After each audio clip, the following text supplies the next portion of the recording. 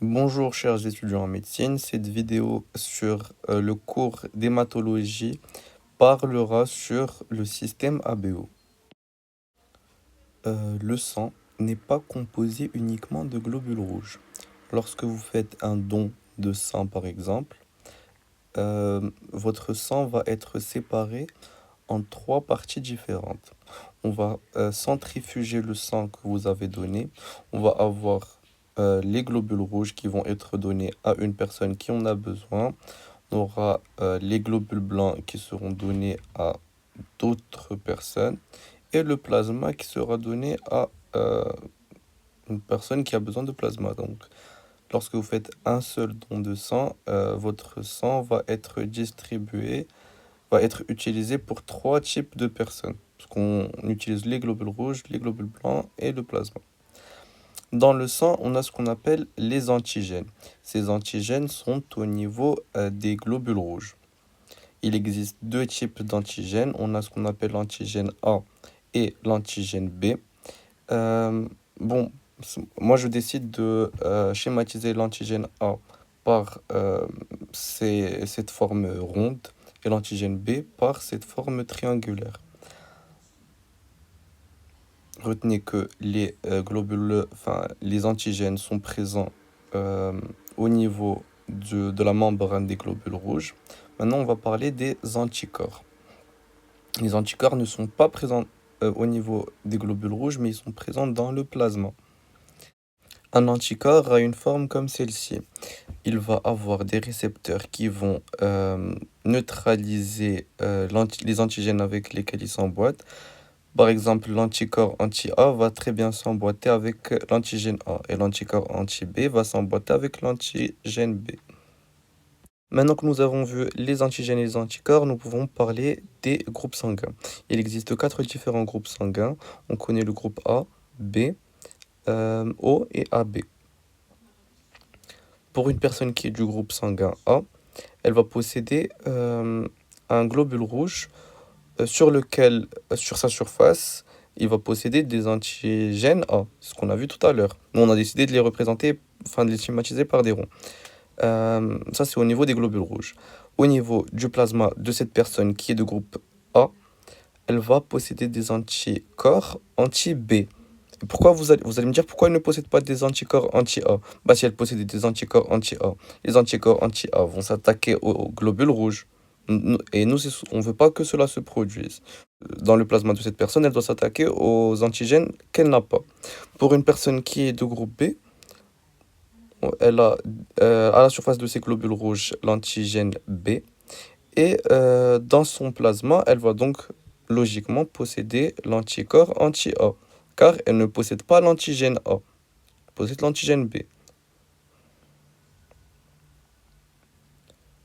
Pour une personne qui est de groupe O, bon, pour le groupe O, c'est facile. Elle ne possède aucun antigène à la surface de ses globules rouges. Donc, quels sont les anticorps qu'elle va avoir? Bah, si elle n'a pas d'antigène, elle peut avoir tous les anticorps. Elle va avoir les anticorps anti-A et anti-B. Pour une personne qui est du groupe AB, à la surface de ces globules rouges, elle va posséder les deux antigènes. Elle va posséder l'antigène A qu'on a schématisé avec des ronds et l'antigène B qu'on a schématisé avec des triangles. Ça, c'est au niveau des globules rouges. Et donc, qu'en est-il au niveau du plasma? Bah, au niveau du plasma, il n'y a pas d'anticorps. Parce que s'il y avait l'anticorps anti-A ou anti-B, il s'attaquerait soit à l'antigène A, soit à l'antigène B. Et ces deux antigènes sont présents à la surface du globule rouge de la personne qui est de groupe AB. Rappelez-vous qu'à la surface de la personne qui est de type O, à la surface de ces globules rouges, il n'y a pas d'antigène et pour la personne de groupe AB, elle n'a pas d'anticorps. Maintenant, on va parler de la chaîne transfusionnelle. Qu'est-ce que cela veut dire? La chaîne transfusionnelle, c'est tout simplement qui peut donner du sang à qui. Ce que cela veut dire. Donc, on a nos quatre groupes sanguins A, B, AB et O. Mais attention, quand on parle de chaîne transfusionnelle dans ce cas précis, on parle seulement du don de globules rouges, pas du don de plasma ou autre. qui peut donner du globule rouge à qui? Pour la personne de type O, bah, le globule rouge de type O, on se rappelle, il n'y a aucun antigène, donc rien ne va s'attaquer à lui. C'est à la surface de ce globule rouge, il n'y a pas d'antigène, donc il peut donner à tout le monde. Il peut donner à A, à AB et à B. Pour la personne de type AB, son globule rouge possède euh, enfin, les deux antigènes, l'antigène A et l'antigène B. Donc, il n'a pas d'anticorps dans son plasma. Enfin, donc, puisqu'elle n'a pas d'anticorps, elle ne va s'attaquer à aucun globule rouge. Donc, la personne de groupe AB, elle peut recevoir de tout le monde.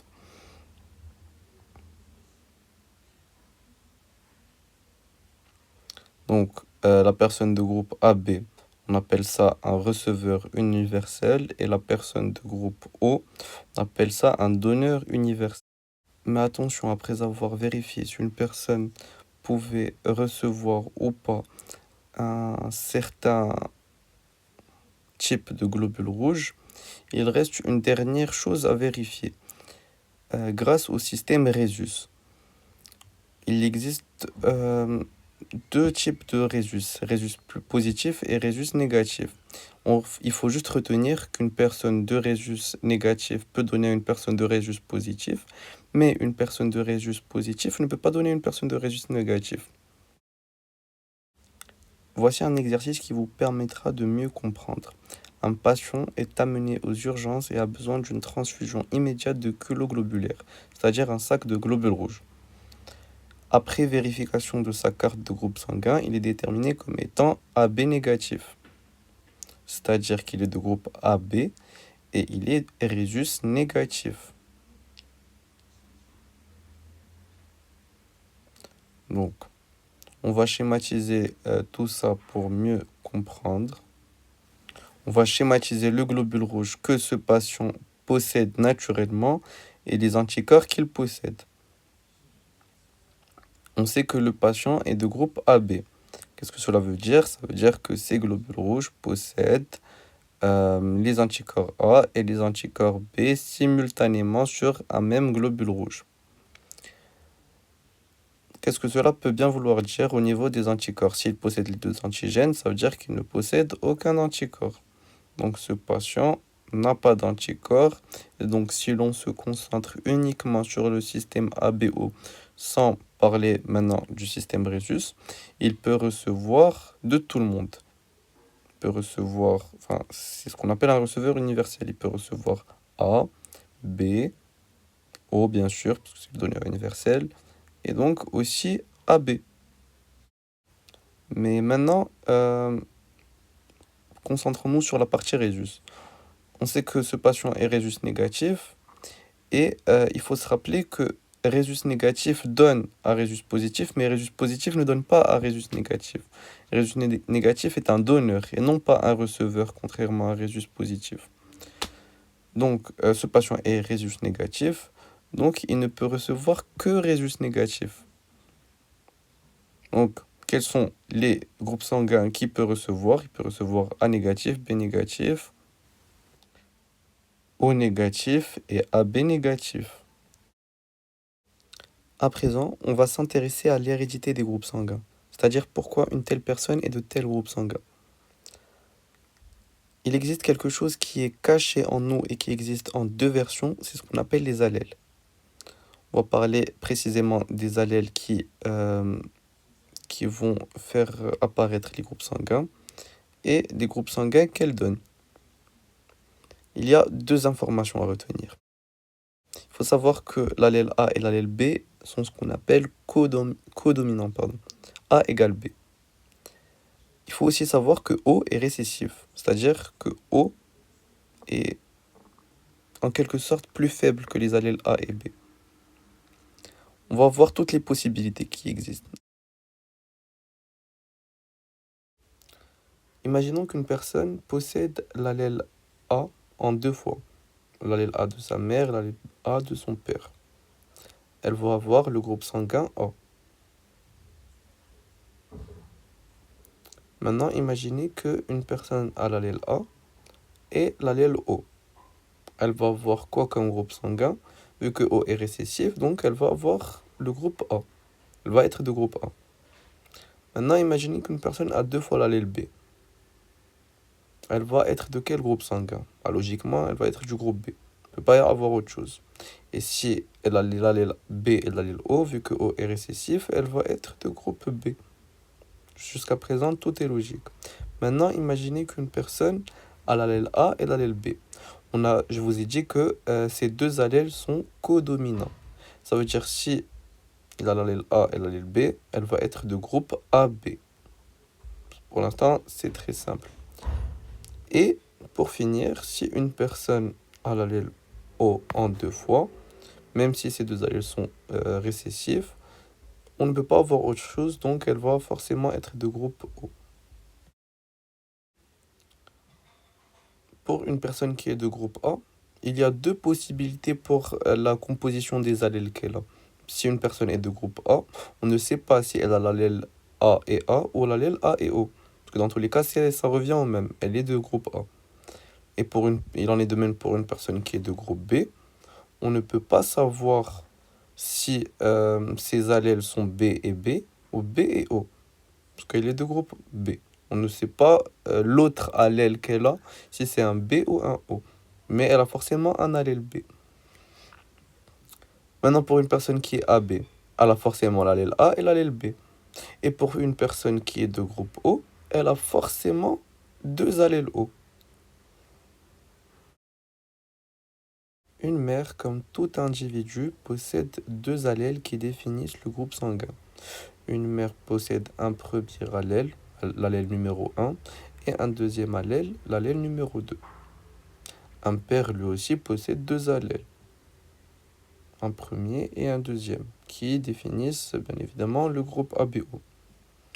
Leur enfant, il a 2 allèles. Il va prendre un premier parmi un des 2 allèles de la mère, au hasard. Il va obtenir un des 2 allèles de son père et un des 2 allèles de sa mère. Imaginons, il prend le deuxième allèle de sa mère qui va être l'allèle O et le premier allèle de son père qui va être l'allèle A. Si l'enfant il a l'allèle O et l'allèle A, puisque O est récessif, il sera du groupe A.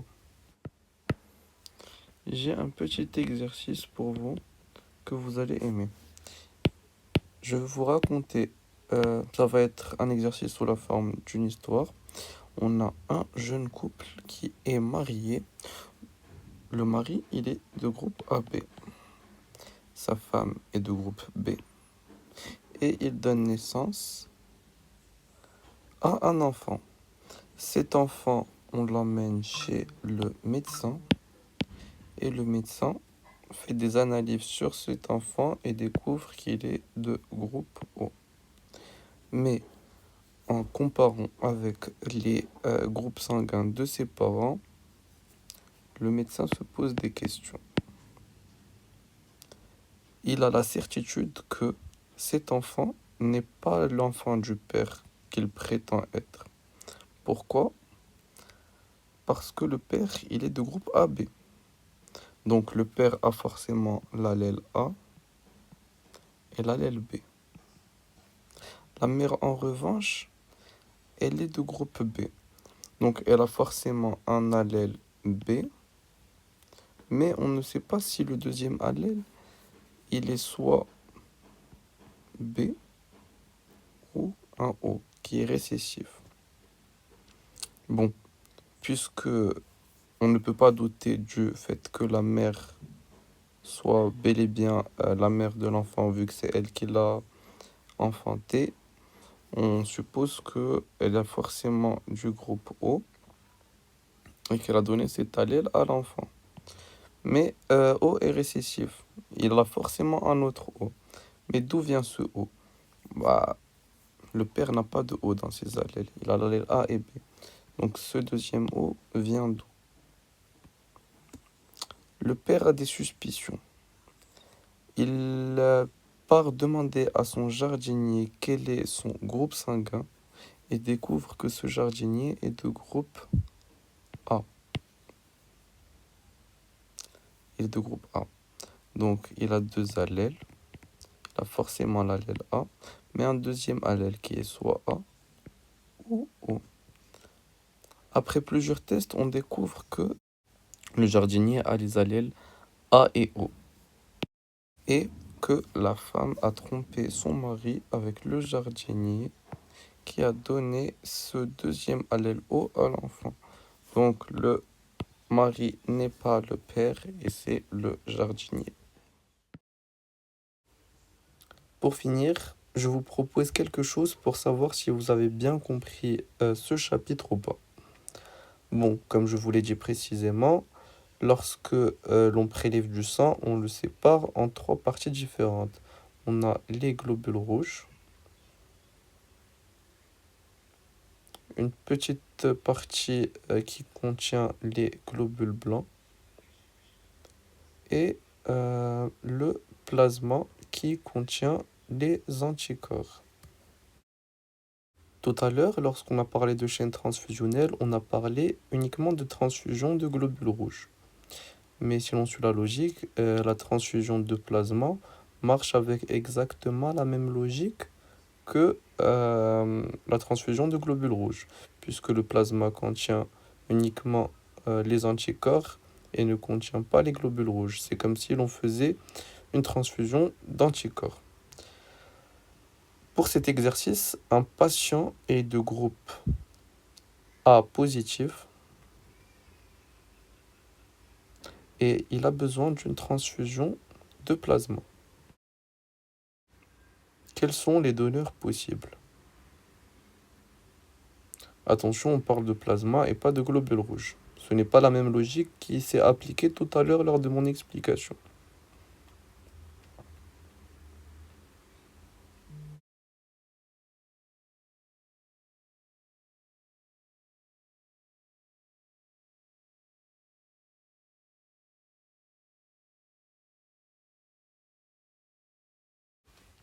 Le patient, il est de groupe A positif, donc on va tout d'abord schématiser ces globules rouges. Ces globules rouges ressemblent à ceci schématiquement. On a décidé de schématiser l'antigène A par des ronds, tout simplement. Donc le patient, il a des globules rouges avec des antigènes A. Quels sont les anticorps que possède ce patient? Bah, puisqu'il est de groupe A et qui possède les antigènes A, il va tout simplement posséder les anticorps anti-B, puisqu'il n'est pas de groupe B.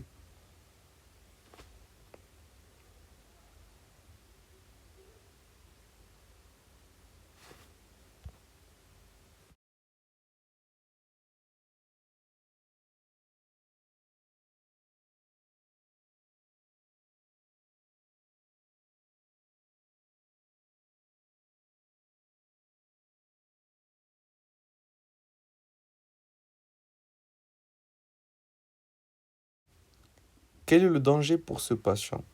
Le danger pour ce patient, c'est les anticorps anti-A. Et quels sont les anticorps qui vont être inoffensifs pour ce patient? Ça sera bien évidemment les anticorps anti-B, parce qu'il n'a pas d'antigène B.